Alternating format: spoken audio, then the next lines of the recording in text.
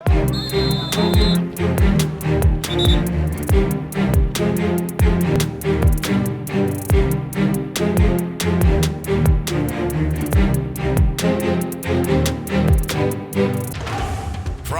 brought to you by East Texas Professional Credit Union and John Fraser Allstate.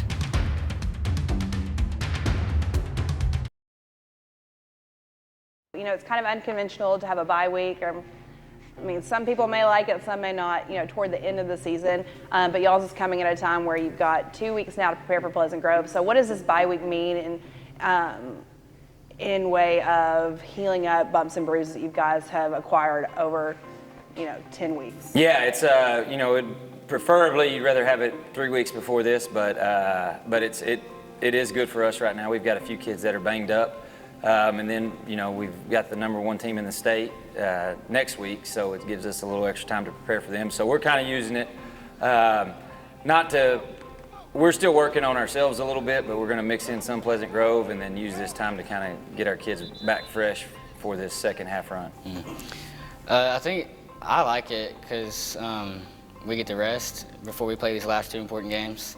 I think a lot of other guys like it too.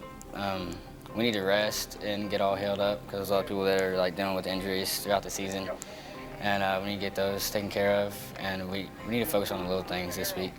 I think we're wanting to concentrate on rest, but also improving. We don't want to just take this week off, but I think the team needs rest as a whole. There's some guys that are pretty nicked up, banged up, so I think it's important they recover, but it's also important to use this extra week to prepare for PG because they're a really good opponent. It was great because that's what we really need against a really good team. We need to stay healthy and just be physical. Well, I think this week is a good week to, physically heal up, and I'm not sure how they're going to handle the practices, but I think you heal up a little bit this week. Maybe you don't get as physical in practice, and I think right now a lot of it is mental and preparation and scheme and getting the kids looking ahead to this game. The really cool thing about this was Spring Hill winning last week against Liberty Iowa. Again, doesn't guarantee a playoff spot. They likely did because of the 5 teams in the district and 4 teams going, but anything can happen. But the good thing is you got that one out of the way. Now you can set some higher goals.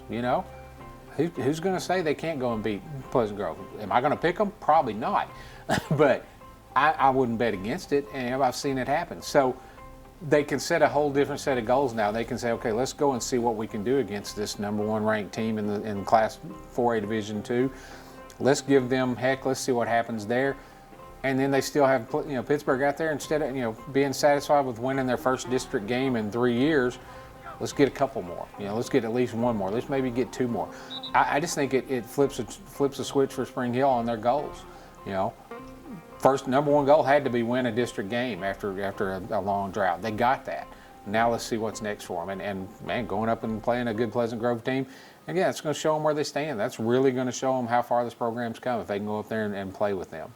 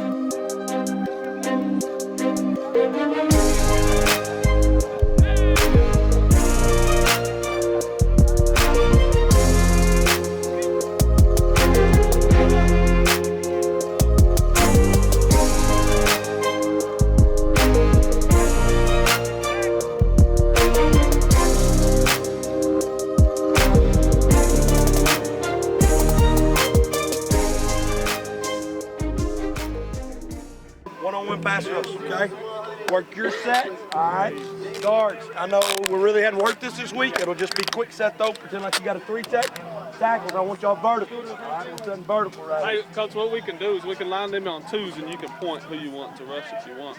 Or just stay 3s, and then every once in a while, like I say, if I point to him, then you go to the nose. That's it, yeah.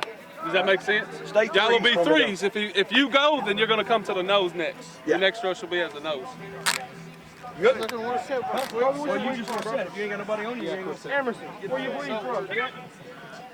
All right. Hey, you're set for him. Hey, first down, 1-2. First down, 1-2. So, yes. What's the first man 1-2? on? You're blocking that man. You're blocking that man. Wait, are we all going to the same time? No, it's 1-on-1. All right, here we go. Snap count O-line. Snap count O-line.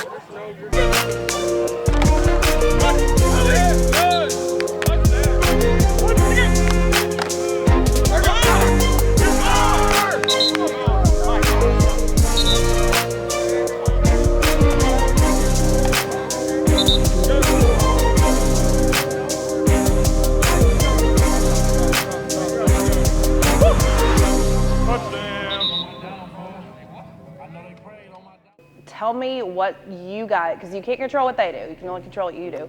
What do you guys have to do to potentially come away with a win? Yeah, defensively, we've got to do a good job of making the tackles when we have a chance. Their offense is something you don't see very much, and all their backs run it really well, and they've got a good quarterback. So they're going to make a bunch of big plays, but we've got to make some plays throughout the game to kind of hold them up. And then offensively, it's one of the best defenses, probably in the state, period. They're just, they're 6'7", 6'6", and 6'6". They got 3 kids that are just abnormally tall. So we've got to do a few different things in the passing game and make big plays. So their secondary is where we'll, obviously we're throwing the ball more now, and we've got to make some big plays in the passing game to have a chance. We need to eliminate mistakes, period. They probably execute better than anybody in the state, and that's why they're /1 in the state. They're very talented, they're very big, so we just need to play our game and execute, and everybody do their job on every single play. We're gonna have to execute and not have any mistakes at all. They're really good, so that's probably why they're the #1 team in the state. But every team has weaknesses, and we know theirs, so we're just gonna have to attack it. I mean, surprisingly, we're that type of team that really doesn't care about the ranking. I mean, we're just there to show up and fight whoever we're playing against. We don't really care about their size. We're just here to play football. Yeah, we're going to have to run the ball a little bit, and we've got to do a good job of getting the ball out quick because just the pressure that they can bring with those guys, you're not going to have 3 seconds back there. You really don't even have 2 seconds. So we've got to do that, and then we're adjusting some of the things we do just because of their height. There's certain passes that you see on film. There's a receiver wide open, quarterback's throwing it right to him, and then a hand goes up and knocks the ball down. So it's just something we got to factor in. Let's go, get the ball down. Hey, reach your knees. Reach your knees. Go. Good. Having that week to kind of recover from the bumps and bruises that y'all have had, is everyone pretty much on a healthy scale here coming into the Pleasant Grove week? Yeah, we're as healthy as we've been. Even the biggest thing was the kids that have been playing with a few nagging injuries. They were able to heal up. So we're as healthy as you can be at this point, which is good because we are thin and still a lot of spots. So we need everybody, and we've got them. Absolutely, and I feel good about it. I'll be honest, I haven't talked to Coach Louvier yet, but one of the things we've talked about the last couple of weeks is that line has been together all season long. So that's probably a strength of this football team right now. And you want to have that going against this, because this is going to be the best defensive line they've faced. If they go up there and hold those guys and give Gage White a chance to find those big play receivers like he's been doing, they got a shot. That will be huge for us, and their front 5 are as good as anybody we've seen all year. So, and they do good against the run and pass, and we're probably going to have to throw it more, which we've been doing anyways. But that's going to be the big thing, is if we can protect Gage. And then our routes that we're running behind that, we've got to have stuff that we're not going to be able to sit back there and wait for some stuff to develop. We're going to have to run some routes that are quicker developing, and he's got to get the ball out, and the line's got to do a good job identifying the front and getting the guys blocked that are coming. But what does that say for these kids that you've got your your 5 offensive linemen who have been together the entire season, have hardly seen any injuries, haven't missed any games together. So what does that say about that offensive line? Yeah, those kids, they're the toughest kids we got. I mean, them going through a practice, they're way more physical than anybody else through their individual drills to the stuff they have to do in team. And, they've been banged up, but they've still played. I mean, there's been times, I know this year, where in practice they've turned an ankle or something and had to come out for a play. And, we've kind of just wanted to hold them out the rest of practice, and they've said, no, I want to, and they've jumped back in there. So just that grit they've had is what makes them pretty good. I think the key is to go in not scared. And, you can sit and say, oh, we're not afraid of anybody. They're not afraid of Pleasant Grove, but they are. Pleasant Grove wins a lot of football games by intimidation. They're good. They're supremely talented. They are the best Division II team in the state, I believe, by far. But they are beatable. They're still high school kids. But I think a lot of times what happens is teams walk. They get off the bus just feeling like they're already beaten against Pleasant Grove, and Pleasant Grove's earned that. Until you get off and beat them, then they've earned that distinction of being somebody you have to look out and go, oh man, I don't even really want to play these guys. But I think if Spring Hill looks at what they've accomplished this year and the fact that they're a much better football team, and I think it's up to the coaches to get them to see that look, we've played some good teams. We came close to beating Gilmer. It's a good football team. We beat a good Silsby team. We've played some good football. We don't need to be scared. We don't need to walk off the field giving them the advantage of being intimidated by them. So I think to me that's the key. I mean, on the field you just have to execute. You cannot make mistakes and beat yourself.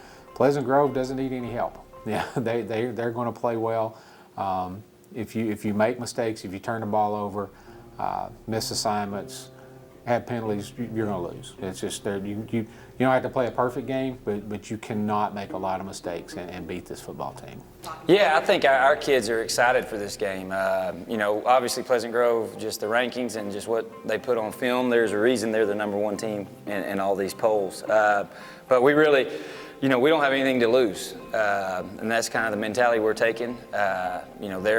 Everybody's going to have them favored. Everybody's going to pick them to win, and they should. Because of what they've done so far. Even you can pick them.